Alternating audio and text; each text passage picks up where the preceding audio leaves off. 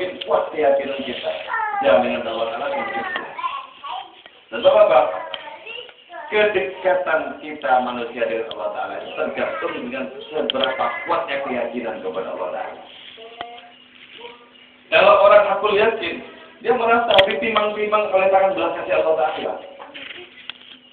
Kalau orang itu hakul yakin, dia merasa diselimuti oleh pertolongan Allah Ta'ala. Itu dari mana? Dari hakul yakin. Ketika segala akal sudah tertanggalkan, segala kalkulasi pikiran juga tertanggalkan. Jadi kita itu mesti menyesuaikan dengan tingkatan keyakinan seberapa. Jadi jangan salah paham atau salah membaca. Nanti mengira aku ini aku yakin. Ternyata apabila mau berantakan, itu salah membaca. Salah membaca. Jangan sampai salah membaca. Jadi orang berpihak sepenuhnya kepada Allah. Itu yang tanggung jawab itu Allah. Orang sepenuhnya melaksanakan perintah tanpa mengharap imbalan apapun dari perintah. Orang menjauhi larangan tanpa juga mengharap apapun dari menjauhi larangan. Itu akan diselimuti oleh kebahagiaan Allah. Allah abadi, orang ini juga dibikin abadi oleh Allah Ta'ala. Terus yang hebat lagi sahabat. Wa idza qulta li syai'in fayakun. Kalau orang seperti ini mengatakan kun, maka yang diinginkan itu ada.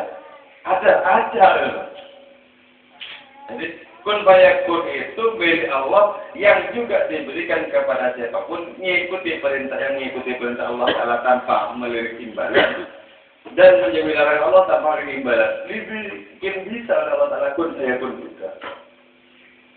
Karena itu ya, ketika Syekh Muhammad bin Abdul Jabbar Al-Khari itu mencoba untuk menyatakan kun fayakun dan ternyata ada, takjub dia. Bagaimana sesuatu ini bisa menjadi ada? Dari mana datangnya segala yang ada ini? Ketika takjub kepada kemampuan yang diberikan oleh Allah Ta'ala, muncul teguran dari Allah Ta'ala. Ini sekali gitu. Bukan untuk itu kau menciptakan, bukan untuk main-main seperti itu. Sehingga karena ditegur oleh Allah Ta'ala, dia naik lagi secara rohani. Dan tak lagi terperangah kepada kun fayakunnya yang diberikan oleh Allah Ta'ala. Nah itu ya, dulu di zamannya Kiai Khalil Bangkalan itu, sering beliau itu dalam tanda kutip marah-marah yang bisa melahirkan efek yang jelas. Misalnya begini.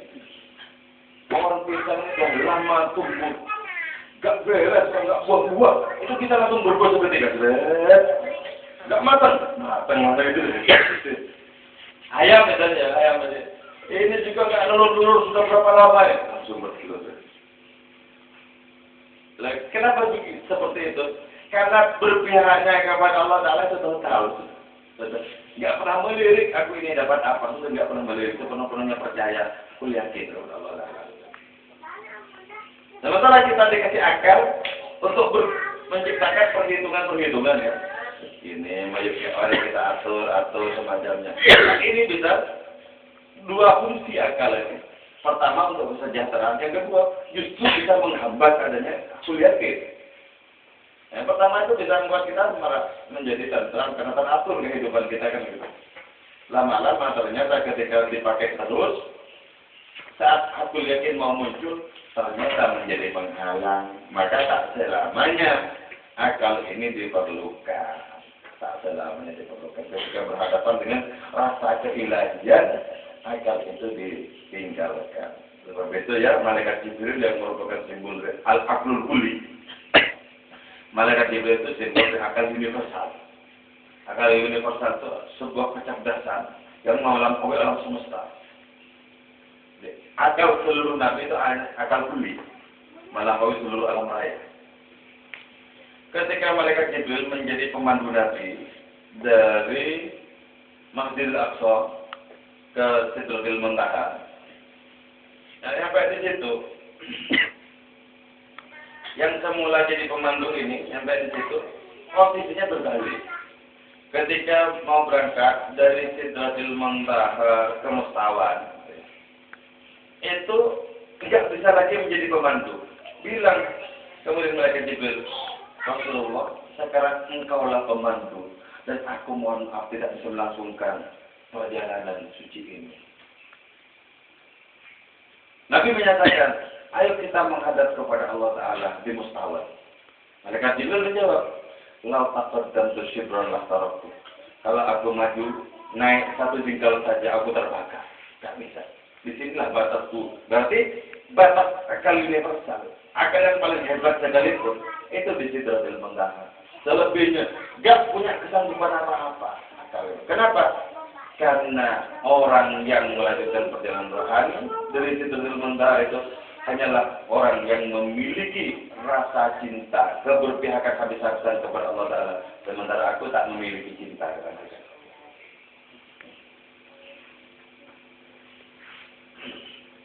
Jadi akal. Penting, tidak penting. Yang penting kita bisa memposisikan bagian-bagian yang mana kita perlu menggunakan akal, di bagian mana yang kita tidak perlu menggunakan akal. Kalau kita mau khusyuk, nikmat, tidak usah pakai pikiran. Kok bisa ya? Ini kok bisa nikmat sekali? Tidak usah dikalkulasi, tidak usah ditanya-tanya, nikmatin saja, pikir. Ya Allah, nikmat. Akal kita berikan untuk tidak bisa menjangkau pengalaman-pengalaman keilahian, pengalaman-pengalaman para nabi, para wali, akal tak bisa menjangkau. Jadi orang itu bisa kun hayakun juga ternyata, karena dianugerahi oleh Allah Ta'ala setelah berpihak habis-habisan kepada Allah Ta'ala. Sebaliknya wahai manusia, jika perkataanmu itu manis, tapi amalmu buruk, maka engkau adalah kebom orang munafik. Karena itu hati-hati dengan ungkapan-ungkapan enak, tapi kita tak memiliki usaha untuk mengamalkan apa yang diungkapkan. Agar tidak menjadi ra'isul munafikin, tidak menjadi tumbuknya orang munafik. Kalau masuk di sini, nanti menjadi jamaahnya Abdullah bin Ubay bin Salul. Ini tumbang orang munafik di Madinah, di masa Nabi bahkan. Kalau zahirmu baik, zahirmu itu indah, tapi batinmu itu buruk, maka kau termasuk orang-orang yang hancur. Jadi ada model performan, model penampilan yang bagus, bergabung dengan mereka yang busuk, tapi batinnya memendam kesumat. Batinnya itu memendam keinginan-keinginan yang tidak beres semuanya. Termasuk kategori orang-orang yang hancur. Orang-orang yang seperti itu merasa apa? Yukhadi'un Allah wa huwa khadi'uhum. Mereka merasa bisa menipu Allah, padahal Allah lah yang telah menipu mereka. Jadi dalam pikiran mereka itu, kena tipu, dikira aku menyuguhkan bagian dari mereka, padahal aku cuma mengambil keuntungan-keuntungan yang bisa aku ambil, tertipu. Seolah-olah Allah bisa ditipu dengan tindakan seperti itu, padahal sesungguhnya mereka lah yang tertipu. Oleh apa? Tertipu oleh karunia Allah, tertipu oleh adanya sehat hidup dari Allah Ta'ala. Tertipu karena tidak dipakai di jalan Allah. Sebab itu mereka terdahuna dalam foto memasyur. Mereka telah menipu kecuali terhadap diri mereka, tapi mereka tidak merasakan. Jadi orang-orang itu merasa menipu Allah. Sesungguhnya orang-orang itu menipu diri mereka sendiri, tapi celakanya mereka tidak merasakan bahwa itu adalah tipuan untuk diri mereka sendiri. Karena itu tipuan untuk diri mereka, sehingga dikira dengan cara seperti itu mereka sepenuhnya beruntung. Orang yang hanya menggunakan performance, menggunakan penampilan untuk mendapatkan sebanyak-banyak kemungkinan dari manusia, dari orang-orang. Maka disebutkan oleh Allah Ta'ala ya.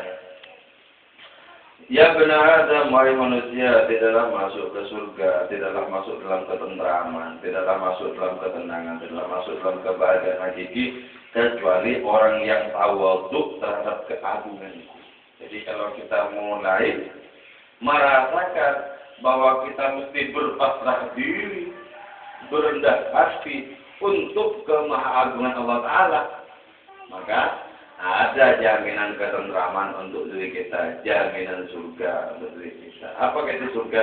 Tentram di dalam perlindungan Allah Ta'ala itu surga. Apa itu neraka? Neraka adalah tidak digubris oleh Allah Ta'ala di neraka. Terus tidaklah masuk ke surga kecuali orang yang menempuh siang dengan zikir kepadaku. Itu di siang hari, di mana kita sibuk mengerjakan ini dan itu, ngurusi ini dan itu, diusahakan agar tak terputus batin kita dari zikir kepada Allah Ta'ala. Kita orang yang bisa menempuh siang dengan zikir kepada Allah, oleh Allah Ta'ala dijanjikan untuk mendapatkan ketentraman.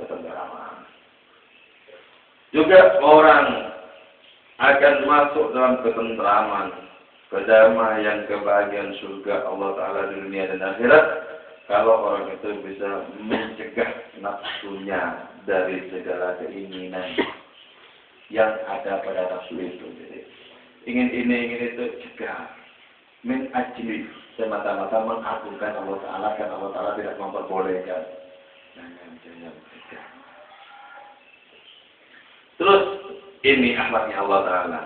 Fa inni awil ghalib. Aku itu menjadi kawan bagi siapapun yang terasing.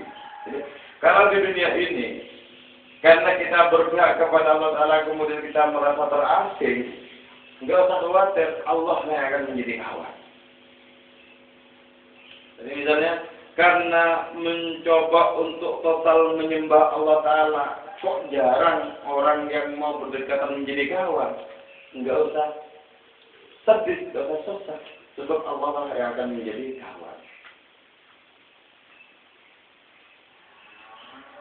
Karena itu ya, Sayyidah Halimah, orang yang menyusui Rasulullah itu, menyebutkan, wahidah, katanya. Oh, anak ini sendirian.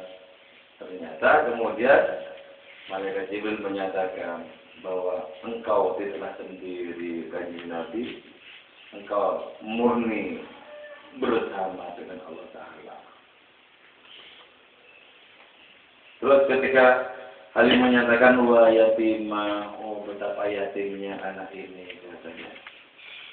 Terus Malaikat Jibril bilang, tidak, wahai kanjeng Nabi, Allah lah yang akan mengurusimu, yang bertanggung jawab terhadap hidupmu. Karena itu di sini disebutkan, aku itu menjadi kawan bagi orang yang terasing. Aku juga memberikan rasa aman kepada mereka yang fakir. Jadi kalau kita merasa tidak memiliki daya apa-apa, kita hanya bisa mengandalkan Allah Ta'ala, maka Allah Ta'ala akan memberikan ketentraman pada batin kita. Juga aku memuliakan anak yatim, dan aku seperti bapak yang penuh sayang kepada si yatim itu.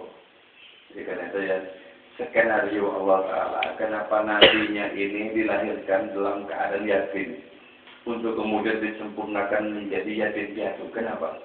Agar menjadi total perlindungan Allah Ta'ala kepada nabi ini. Sebab Allah Ta'ala seperti bapak yang sangat sayang terhadap si anak yatim itu. Juga terhadap orang-orang yang tersisihkan, terhadap para du'afa, terhadap perempuan-perempuan tua yang janda. Allah itu seperti seorang suami yang penuh belas dan penuh kasih. Karena itu orang yang sifatnya sebagaimana sifat Allah Ta'ala kasih, menenteramkan siapapun yang baru kenal, membuat rasa aman bagi orang-orang yang fakir, terus sangat sayang terhadap anak-anak yatim, sebagaimana sayangnya seorang ayah yang penyayang, juga berpihak kepada orang-orang yang lemah, sebagaimana berpihaknya seorang suami yang sangat pengasih penyayang terhadap istrinya. Kalau orang sifatnya seperti itu, maka aku pasti mengijabahi orang itu. Kalau orang itu berdoa kepadaku, pasti kukabulkan. Kalau orang itu minta kepada aku beri. Itu ya. Ini rahasia bagaimana kita berdoa langsung dikabul oleh Allah Ta'ala. Bagaimana Allah Ta'ala itu bertanggung jawab terhadap nasib kita. Ini rahasianya.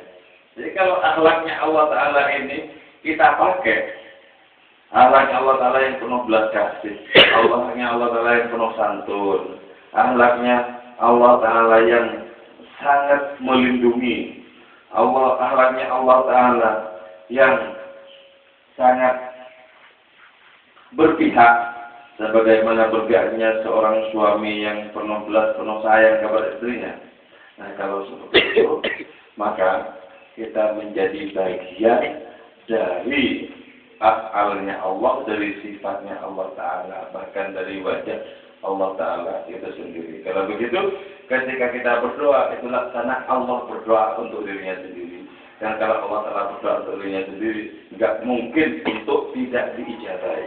Itu rahasia, diijabahi doa itu di situ. Kenapa ada orang berdoa diijabahi langsung? Kenapa orang berdoa itu dijamin oleh Allah Ta'ala? Karena sesungguhnya serupa Allah Ta'ala bernegosiasi dengan dirinya sendiri. Kenapa seperti itu?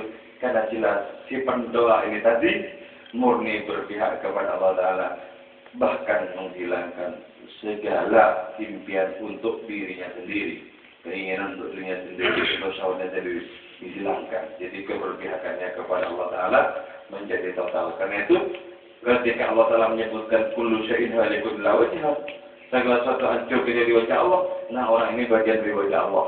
Karena itu tidak hancur. Tidak hancur.